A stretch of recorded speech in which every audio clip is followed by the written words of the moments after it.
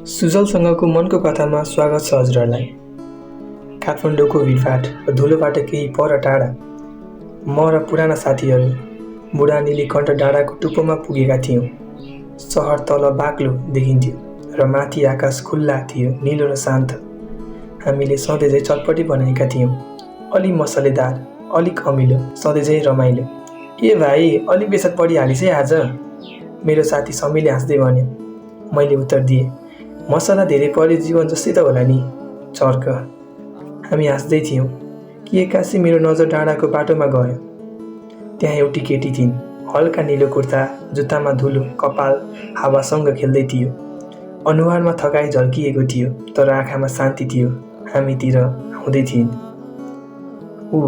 माफ गर्नु है, यहाँ बस्न सक्छु? बाटो लामो लाग्यो के?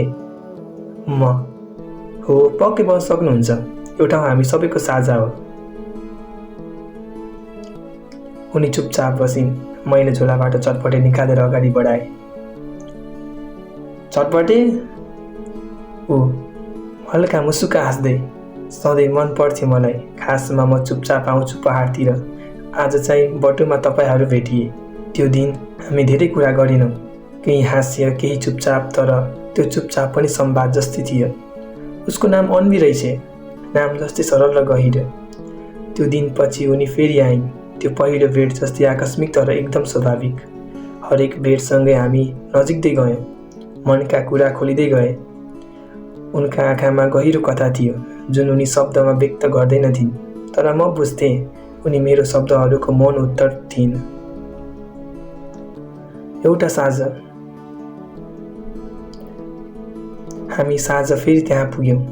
सूर्य पश्चिमतिर झुक्दै थियौँ, जुन झुल्कन थालेको थियो। हामी दुई मात्र थियौँ, चुपचाप पहाडतिर हेर्दै। अन्वी, जीवन कहिले काहीँ अचम्म लाग्छ है, केही मान्छेहरू यस्तो समय र ठाउँमा भेटिन्छन् जहाँ हामीले कहिले अपेक्षा गरेका हुँदैनौँ। फेरि मैले उसको उत्तर दिँदै भने, त्यो कुरा तिमीले भन्यो कि म भन्नु भनी सोचेको थिएँ। तिमी आएको दिनदेखि यो ठाउँ अब त पहिलेको जस्तो छैन नि। उनले मलाई हेरेर मुस्कुराइन्। त्यो मुस्कानमा सायद स्नेह थियो, सायद मौन स्वीकृति। समय बित्दै गयो, दिनहरू ढल्किँदै गए। हामी एउटै चटपटेको स्वाद बाँड्थ्यौँ, एउटै आवाज सास फेर्दथ्यौँ, तर अब सम्बन्ध फरक थियो। म उनका नजरहरूमा आफ्नै भावनाको प्रतिबिम्ब देख्थेँ। तर जीवन सधैँ सरल कहाँ हुन्छ र? एक दिन अन्वीले भनिन्, म विदेश जान लागेकी छु, पढ्न, 1 वर्षको लागि। मेरो मुटु केही छिन्न रोके जस्तो भयो। म भित्र रुए पनि म बाहिर उसको अगाडि मुस्कुराएँ।